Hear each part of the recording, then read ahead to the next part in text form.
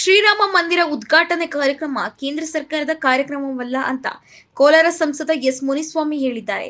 ಚಿಂತಾಮಣಿಯ ಕನ್ನಂಪಲ್ಲಿ ಆಂಜನೇಯ ಸ್ವಾಮಿ ದೇವಾಲಯದಲ್ಲಿ ಸ್ವಚ್ಛತಾ ಕಾರ್ಯಕ್ರಮದಲ್ಲಿ ಭಾಗವಹಿಸಿ ಮಾತನಾಡಿದ ಅವರು, ರಾಮ ಮಂದಿರ ಟ್ರಸ್ಟ್ ಕಾರ್ಯಕ್ರಮ ನಡೆಸುತ್ತಿದ್ದು, ಟ್ರಸ್ಟ್ ವತಿಯಿಂದಲೇ ಕಾಂಗ್ರೆಸ್ ಸೇರಿದಂತೆ ಪ್ರಮುಖರಿಗೆ ಆಹ್ವಾನ ನೀಡಲಾಗಿದೆ. ಆದರೆ ಕಾಂಗ್ರೆಸ್ ರಾಮ ಮಂದಿರ ವಿಷಯದಲ್ಲಿ ರಾಜಕೀಯ ಮಾಡುತ್ತಿರುವುದು ಸರಿಯಲ್ಲ ಅಂತ ತಿಳಿಸಿದ್ರು. ಇನ್ನು ಇತ್ತೀಚೆಗೆ ಕೋಶಿಮುಲ್ ಅಧ್ಯಕ್ಷ ನಂಜೇಗೌಡರ ಮೇಲೆ ಇಡಿ ದಾಳಿ ನಡೆಸಿದ ಬಗ್ಗೆ ಮಾತನಾಡಿದ ಅವರು, ಇಡಿ ಸ್ವತಂತ್ರ ಸಂಸ್ಥೆಯಾಗಿದೆ. ಅದಕ್ಕೆ ಇರುವ ಮಾಹಿತಿ ಆಧಾರದ ಮೇಲೆ ದಾಳಿ ಮಾಡುತ್ತದೆ. ಆದರೆ ಇಡಿ ದಾಳಿಗೂ ನನಗೂ ಸಂಬಂಧವಿಲ್ಲ. ಉಪ್ಪು ತಿಂದವರು ನೀರು ಕುಡಿಯಲೇಬೇಕು ಅಂತ ಪರೋಕ್ಷವಾಗಿ ನಂಜೇಗೌಡರ ವಿರುದ್ಧ ಕಿಡಿಕಾರಿದ್ರು.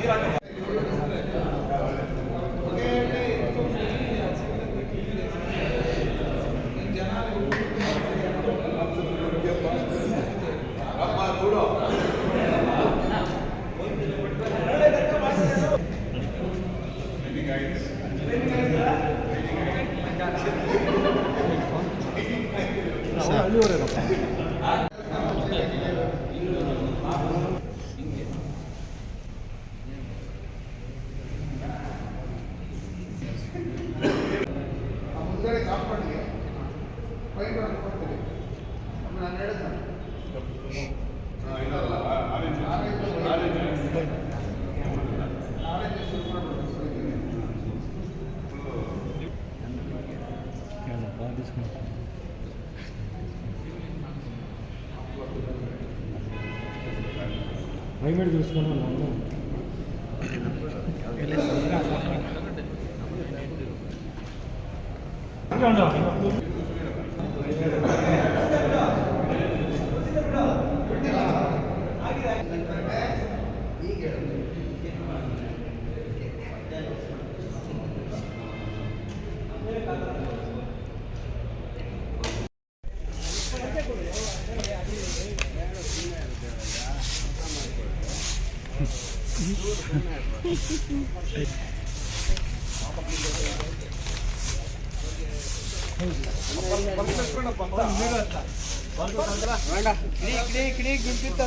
ಮೇಲ್ ಬಂದ್ರಿ 10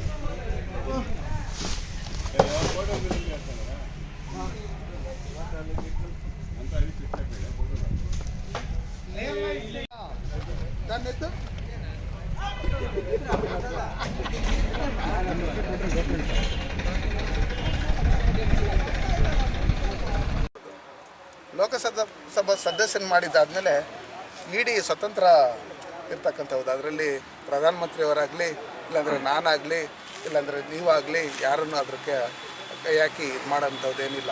ನ್ಯಾಯಾಲಯ ಯಾವ ಥರ ಇದೆ ಅದೇ ರೀತಿಯಲ್ಲಿ ಇಡಿ ಅಧಿಕಾರಿಗಳೇನಿದ್ದಾರೆ, ಇವತ್ತೇನು ಅನ್ಯಾಯ ಎಲ್ಲಿ ನಡೀತೋ ಅವರ ಮೇಲೆ ಕೇಸುಗಳಾಗಿತ್ತು. ಆ ಕೇಸುಗಳಾಗಿದ್ದರಿಂದ ಅವರು ದರ್ಖಾಸ್ತು ಕಮಿಟಿ ಚೇರ್ಮನ್ ಆಗಿದ್ದಂಥ ಸಂದರ್ಭದಲ್ಲಿ ಅವರು ಭೂಮಿ ಹಂಚಿಕೆ ಮಾಡಿರ್ತಕ್ಕಂಥದ್ದು ಒಂದೇ ತಿಂಗಳಲ್ಲಿ 4 ಬಾರಿ ಮೀಟಿಂಗ್ ಕರೆದು ಯಾರ್ಯಾರಿಗೆ ಅವರು ಭೂಮಿ ಹಂಚಿಕೆ ಮಾಡಿದರು, ಮತ್ತು KMF ಅಲ್ಲಿ ಏನು ಹಗರಣ ಆಗಿತ್ತು, ಮತ್ತು ನೇಮಕಾತಿಯಲ್ಲಿ ಏನು ಹಗರಣ ಆಗಿತ್ತು, ಇದನ್ನೆಲ್ಲ ನೋಡಿ ಅವ್ರ ಸರ್ಕಾರಕ್ಕೆ ಕಟ್ಟಬೇಕಾಗಿರ್ತಕ್ಕಂಥ ಏನು ರಾಜಧನ ಇದೆ, ರಾಯಲ್ಟಿ ಇದೆ, ಆಮೇಲೆ ನಮ್ಮ GST ಇದೆ, ಇದನ್ನೆಲ್ಲ ಮೋಸ ಮಾಡಿದ್ರಿಂದ ಅವ್ರ ಮೇಲೆ ಅನೇಕ ಜನ ಕಂಪ್ಲೇಂಟ್ ಮಾಡಿದ್ರಿಂದ FIR ಆಗಿದ್ದರಿಂದ ಅದಕ್ಕೆ ಇಡಿ ಅಧಿಕಾರಿಗಳು ದಾಳಿ ಮಾಡಿದ್ರೆ ವಿನಃ ಇಡಿ ಅಧಿಕಾರಿಗಳಾಗಲಿ ಬೇರೆ ಯಾರೇ ಆಗಲಿ ನಾವು ಹೇಳ್ದಂಗೆ ಕೇಳೋರೆಲ್ಲ ಎಲ್ಲಿ ಪಾಪದ ಕಡೆ ತುಂಬಿರ್ತೈತೋ ಅಲ್ಲಿ ಅವ್ರು ಬರ್ತಾರೆ, ಎಲ್ಲಿ ಉಪ್ಪು ತಿಂದಿರ್ತಾರೋ ಅಲ್ಲಿ ನೀರು ಕುಡಿಬೇಕು. ಅದಕ್ಕೋಸ್ಕರ ಎನ್ಕ್ವೈರಿ ಮಾಡಿ ಸರ್. 2ನೇ ತಾರೀಕು 500 ವರ್ಷಗಳಿಂದ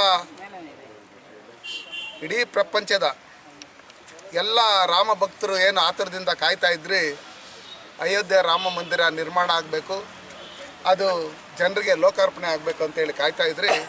ಅದಕ್ಕೆ ನಮ್ಮ ದಿನ ಹತ್ತಿರ ಬಂದಿದೆ. ಅದಕ್ಕೋಸ್ಕರ ಏನು ಈ ತಿಂಗಳು 22ನೇ ತಾರೀಕು ಉದ್ಘಾಟನೆ ಇದೆ.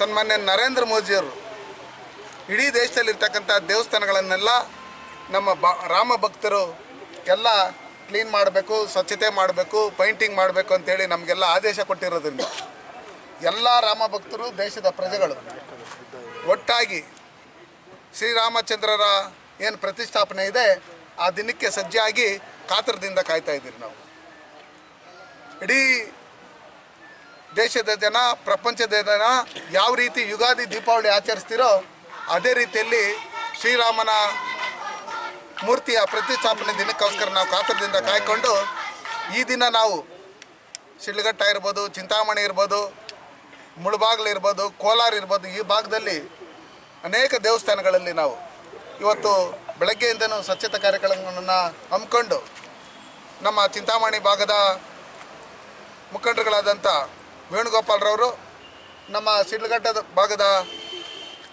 ನಮ್ಮ ಭಾರತೀಯ ಜನತಾ ಪಾರ್ಟಿ ಮುಖಂಡರಾದಂಥ ಸೀಕಲ್ ರಾಮಚಂದ್ರ ಗೌಡರು, ಅವ್ರ ಜೊತೆಯಲ್ಲಿ ಎಲ್ಲ ನಮ್ಮ ಪಕ್ಷದ ಎಲ್ಲ ಮುಖಂಡರುಗಳು ಒಟ್ಟಿಗೆ ಸೇರಿಕೊಂಡು ಒಗ್ಗಟ್ಟಾಗಿ ಇವತ್ತೇನು ನಾವು ಸ್ವಚ್ಛತೆ ಕಾರ್ಯಕ್ರಮ ನಂಬ್ಕೊಂಡಿದ್ದೀರಿ, ಇದಕ್ಕೆ ಪ್ರತಿಯೊಬ್ಬರೂ ಆ ಕಾಂಗ್ರೆಸ್ಸರನ್ನು ಯೋಚನೆ ಮಾಡ್ತಾವ್ರೆ. ಏನಪ್ಪ ಇವ್ರು ಯಾವಾಗೂ ದೇವರು ಅಂತ ಇರ್ತಾರೆ, ನಾವು ಹೊಸ್ದಾಗಿ ದೇವರು ಅಂತ ಹೇಳಕ್ಕೆ ಹೋದರೆ ಯಾರನ್ನು ನಂಬಲ್ಲ ಅನ್ನೋ ಲೆಕ್ಕಾಚಾರದಲ್ಲಿ ಇವತ್ತು ಸಿದ್ದರಾಮಯ್ಯನವ್ರಿಗೂ ಡೌಟ್ ಬಂದುಬಿಟ್ಟಿದೆ. ಹೊಸ್ದಾಗಿ ರಾಮ ಅಂತ ಹೇಳ್ಬಿಟ್ಟು ಏನು ಹೇಳ್ತಾ ಇದ್ದಾರೆ, ಅವ್ರಿಗೆ ಏನೇ ಹೇಳಿದ್ರೂ ಅದೇನೋ ಹೇಳ್ತಾರಲ್ಲ, ಅದೇನೋ ಬಾಯಲ್ಲೇನೋ ಇದು ಬಂತಂತ ಆ ಲೆಕ್ಕಾಚಾರದಲ್ಲಿ ಇವತ್ತು ನಾವೇನು ಈ ದೇಶದಲ್ಲಿರ್ತಕ್ಕಂಥ ಭಾರತೀಯ ಜನತಾ ಪಾರ್ಟಿಯ ಮತ್ತು ನಮ್ಮ ರಾಮ ಭಕ್ತರು ಏನಿದ್ದೀರಿ, ಮೊದಲಿಂದನೂ ಸಾವಿರಾರು ವರ್ಷಗಳಿಂದ ನಮ್ಮ ಹಿಂದೂಗಳು, ನಮ್ಮ ದೇಶದವರು ಎಲ್ಲ ರಾಮ ದೇವರು ಅನ್ನೋ ಲೆಕ್ಕಾಚಾರದಲ್ಲಿ, ಕಷ್ಟ ಸುಖ ಅನ್ನೋ ಲೆಕ್ಕಾಚಾರದಲ್ಲಿ ಬಂದಾಗ ದೇವ್ರ ಹತ್ರ ನಾವು ಮೊರೆ ಹೋಗ್ತೀವಿ. ಆಗಿರ್ತಕ್ಕಂಥ ಸಂದರ್ಭದಲ್ಲಿ ಸಿದ್ದರಾಮಯ್ಯನವರು ಅವ್ರ ಮಗನ ಎಲೆಕ್ಷನ್ನಲ್ಲಿ ಗೆಲ್ಲಿಸ್ಬೇಕು ಅಂತೇಳ್ಬಿಟ್ಟು ಹೇಳಿ ಹೊಸ್ದಾಗಿ ರಾಮ ಅಂತೇಳ್ಬಿಟ್ಟು ನಾನು ಅಯೋಧ್ಯೆಗೆ ಹೋಗ್ತೀನಿ ಅಂತೇನೋ ಹೇಳಿದರು.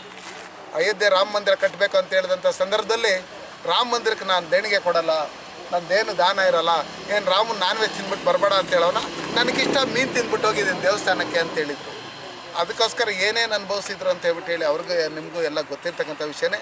ಹಂಗಿರ್ತಕ್ಕಂಥ ಸಂದರ್ಭದಲ್ಲಿ ದೇವರು ಧರ್ಮ ಅನ್ನೋ ಲೆಕ್ಕಾಚಾರದಲ್ಲಿ ಬಂದಾಗ ನಾವು ಇವತ್ತು ಮುಸ್ಲಿಮ್ಸ್ ಬಾಂಧವರು ಅಯೋಧ್ಯೆ ರಾಮ ಮಂದಿರ ಕಟ್ಟೋದಕ್ಕೋಸ್ಕರ ಎಷ್ಟೋ ಜನ ಸಹಾಯವನ್ನು ಮಾಡಿದ್ದಾರೆ. ಎಷ್ಟೋ ಜನ ಅಯೋಧ್ಯೆ ರಾಮನ ದರ್ಶನಕ್ಕೋಸ್ಕರ ಹೆಣ್ಮಕ್ಳು ಸಮೇತ ಇವತ್ತು ಪಾದಯಾತ್ರೆಯಲ್ಲಿ ಹೋಗ್ತಾ ಇರ್ತಕ್ಕಂಥವ್ರು ನಾವೆಲ್ಲ ನೋಡಿದ್ದೀವಿ. ಹಂಗಿರ್ತಕ್ಕಂಥ ಸಂದರ್ಭದಲ್ಲಿ ಇಡೀ ಪ್ರಪಂಚನೇ ಉಳಿಬೇಕಂದ್ರೆ ಅದು ಭಗವಂತನ ಆಶೀರ್ವಾದ ಇದ್ರೇ, ಅವರ ಆಶೀರ್ವಾದ ಇದ್ರೇ ನಾವೆಲ್ಲ ಆರೋಗ್ಯವಾಗಿರೋಂಥದ್ದು. ಹಂಗಿರ್ತಕ್ಕಂಥ ಸಂದರ್ಭದಲ್ಲಿ ಈ ಕಾಂಗ್ರೆಸ್ ಅವರು ಏನು ರಾಮ ಮಂದಿರ ವಿಷಯದಲ್ಲಿ ರಾಜಕಾರಣ ಮಾಡ್ತಾ ಇದ್ದಾರೆ, ಇದು ನಿಜಕ್ಕೂ ಅವರ ಅಂತ್ಯಕಾಲ ಹತ್ತಿರ ಬಂದಿದೆ. ಹಂಗಿರ್ತಕ್ಕಂಥ ಸಂದರ್ಭದಲ್ಲಿ ಇವತ್ತು ಏನು ನಮ್ಮ ಈ ಕಡೆಯಿಂದ ಆಲೂಗಡ್ಡೆ ಹಾಕಿರೋ ಹತ್ತು ಕಡೆಯಿಂದ ಬಂಗಾರ ಬರುತ್ತೆ ಅಂತ ಹೇಳ್ತಾ ಇದ್ದಂಥ ರಾಹುಲ್ ಗಾಂಧಿ ಅವರು ಇವತ್ತು ನ್ಯಾಯಕ್ಕಾಗಿ ಹೋರಾಟ ಅಂತೇಳ್ಬಿಟ್ಟು ಏನೋ ಪಾದಯಾತ್ರೆಯನ್ನು ಶುರು ಮಾಡಿದಾರಂತೆ. ಕಳೆದ ಬಾರಿ ಅವರೇನು ಪಾದಯಾತ್ರೆ ಶುರು ಮಾಡಿದ್ರು, ಆ ಶುರು ಮಾಡಿದಂಥ ಸಂದರ್ಭದಲ್ಲಿ ಅವರು ದೇಶ ರಕ್ಷಣೆಗೆ ಅನ್ನೋ ಲೆಕ್ಕಾಚಾರದಲ್ಲಿ ಅಲ್ಲಿ ಹೋಗಿದ್ದು. ಇಡೀ ದೇಶನ ಪಾಕಿಸ್ತಾನಕ್ಕೊಂದು ಸ್ವಲ್ಪ, ನಮ್ಮ ಆಫ್ಘಾನಿಸ್ತಾನಕ್ಕೊಂದು ಸ್ವಲ್ಪ, ಚೈನಾಗೊಂದು ಸ್ವಲ್ಪ ಬಿಟ್ಕೊಟ್ಟಿದ್ದು ಅವ್ರ ತಾತ, ಅವ್ರ ಅಜ್ಜಿ, ಅವರಪ್ಪ ಇವರೆಲ್ಲ ಇದ್ದಂಥ ಕಾಲದಲ್ಲಿ. ಹಂಗಿರ್ತಕ್ಕಂಥ ಸಂದರ್ಭದಲ್ಲಿ ಇವತ್ತು ಅನ್ಯಾಯ ನಾವು ಜಾಸ್ತಿ ಮಾಡಿಬಿಟ್ಟಿದ್ದೀರಿ ಅನ್ನೋ ಲೆಕ್ಕಾಚಾರದಲ್ಲಿ ನ್ಯಾಯದ ವಿರುದ್ಧ ಅಲ್ಲ, ಅವರು ನ್ಯಾಯದ ಪರವಾಗೆಲ್ಲ ಹೋಗ್ತಾ ಇರೋದು. ಅನ್ಯಾಯ ನಾವು ಮಾಡಿದ್ದೀರಿ ಅನ್ನೋ ಲೆಕ್ಕಾಚಾರದಲ್ಲಿ ಅವರೇ ಸುಮಾರು 60 ವರ್ಷಗಳಿಂದ ಈ ದೇಶಕ್ಕೆ ಮಾಡಿರ್ತಕ್ಕಂಥ ಅನ್ಯಾಯ ಏನಿದೆ ಅದಕ್ಕೆ ಅವರು ಪ್ರಾಯಶ್ಚಿತ್ತ ಅಂದ್ಕೊಳ್ಳೋದಕ್ಕೋಸ್ಕರ ಜನಗಳ ಹತ್ರ ತಪ್ಪಾಯಿತು ಅಂತ ಹೇಳೋದಕ್ಕೋಸ್ಕರ ಹೋಗ್ತಾ ಇದ್ದಾರೆ ಅಂತ ಹೇಳ್ಬಿಟ್ಟು ಹೇಳಿ ನನ್ನೊಂದು ಅನಿಸಿಕೆ.